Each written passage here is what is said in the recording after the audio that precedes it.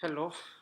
As you all must have been following, that recently on the 19th of November, the three farm laws which have had been passed the last year, which drew significant resistance, have been repealed. And I think that this was done in a way that doesn't really justify uh, the entire procedure of having passed legislation through the parliament. Uh, and it does demonstrate a certain discrepancy between what may be happening in the House vis-a-vis what may be its response to particular interest groups outside it, uh, which does not seem to ally with uh, any act of governance that is in motion. Anyway, there's a small write up that I put together, and I'd hope that you'd see if you can draw something for your own evaluation from it. Uh, on the 19th of November, the Prime Minister of India, Narendra Modi, announced the repealment of the three farm laws which were passed by the Parliament on the 27th of September 2020. Following a year of protests by farmers against them, these laws were withdrawn. When they were first passed by both the houses, there seemed to be an immediate resistance which rose up against them. Yet this resistance was not homogeneous. In a magazine article written at the time, I sought to seek what the movement resisting these laws were trying to achieve. Why did they believe that their interests would be hurt? And what can this tell us about the composition of the movement which sought their repealment? The website I wrote the article for has since been pulled down, but I managed to get a copy of the article from Wayback Time Machine. I still hold my position here and believe that a blanket repealment by our Prime Minister is a mistake. It undermines an act of Parliament and shows us that the Prime Minister is unable to express the reasoning behind the passing of such laws to certain interest groups. To commence with the reading. The recent protests by farmers against the three farm laws passed by Parliament in India in 2020 ought to be understood. The agrarian sector still employs significant manpower to create a movement. However, its composition has to be grasped. In terms of the section which may be driving the movement, farmers from Haryana, Rajasthan, and Punjab, their opposition and grievance should be taken stock of to discern where their interests lie. One way of doing this is to take account of the laws which they are protesting against and how they may affect them. Let us examine the laws in question. 1. The Farmers Produce Trade and Commerce Promotion and Facilitation Act 2020. I personally see this as a progressive measure as it facilitates the geographical de-restriction of where farm produce are sold. Mandis have to a large extent monopolized the sale of agricultural products, and the only way supermarkets compete with them is via the purchase of large bulk orders, which increases overheads in terms of storage and refrigeration. Significantly, opposition to this bill has come mostly from farmers in Punjab and Haryana, where trade in these commodities are primarily still located in mandis. It would be interesting in this case to examine the organizational structure of mandis to see if there are any deals operating which incentivize middlemen to sell produce to them instead of other retailers. Also important to note is that this step bypasses or at least deregulates the Agricultural Produce Market Committee, which were set up earlier by states to protect farmers from being exploited by big retailers via providing them with a place to sell their goods, mandis. Uh, a secondary function of this body was to keep in check the difference of the price produce is acquired and sold at. This is the Agricultural Produce Market Committee. Without such a committee empowered to control the price, inflation of grains, vegetables, and fruits would be harder to enforce. 2. Farmers' Empowerment and Protection Agreement on Price Assurance and Farm Services Act 2020. This act facilitates a formalized framework for contract farming in India.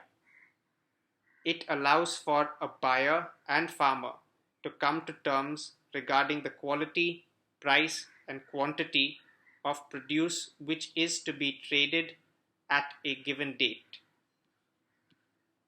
This would benefit large farmers as they would be able to make agreements with buyers dealing in bulk for manufacturing. The prime criticism launched against this bill, again primarily by farmers of Punjab and Haryana, is that it may expose the farmer to exploitation if there are no regulations on the contracts. This is true, and the widespread opposition to the removal of the minimum support price would be better served by expressing their apprehensions here. This act also provides for a mechanism to settle disputes in this field, utilizing 3 levels of mediators consisting of an appellate board, a subdivisional magistrate, and a conciliation board. 3. Essential Commodities Amendments Act 2020. This amendment is a problem. It deregulates the holding that retailers can stock of essential commodities such as agricultural produce and fuel. This amends the original act passed in 1955, allowing for intervention only if prices of horticultural commodities increases to 100% of their earlier price, and in the case of non-perishable agricultural food items, an increase of 50% of their earlier price. The time frame from which the price rise is to be calculated is its comparison to where it was the prior year or in relation to the average price of the given commodity over a 5-year period, whichever is lower. We do live in a country where every year millions of tons of grain rot habitually in the warehouses of the Food Corporation of India. Hoarding of agricultural products is unfortunately a common tactic discernible in the spikes in the prices of onions which habitually occur. Such an amendment does nothing to counteract these practices. In fact, it aggravates them.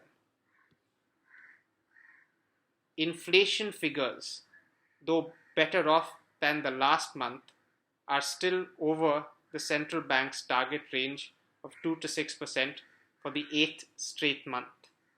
I had written this in December 2020, so the period referred to is November that year.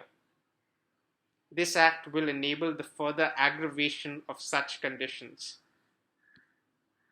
Rounding up, we need to see the particular interests which the farmers who are protesting these laws have.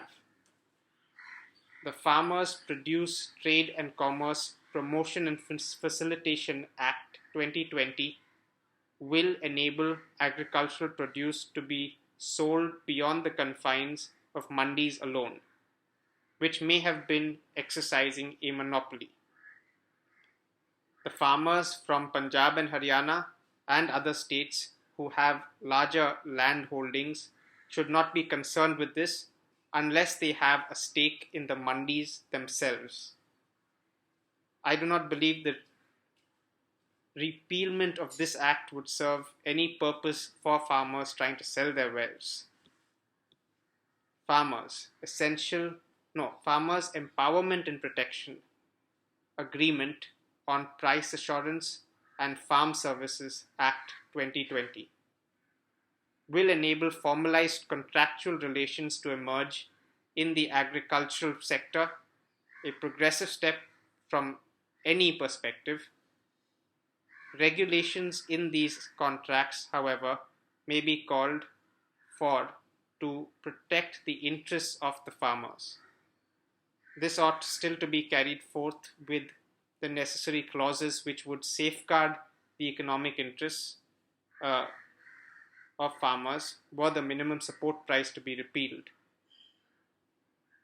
The 2020 amendment to the Essentials Commodities Act, however, needs to be resisted as it will facilitate increased hoarding by removing regulations and punitive measures which were in place to counteract such tendencies. Combating this, along with working towards the insertion of regulations into the contracts between farmers and retailers, instead of bemoaning the fictional demise of the minimum support price, which is an unhealthy practice in any case, should be our concern.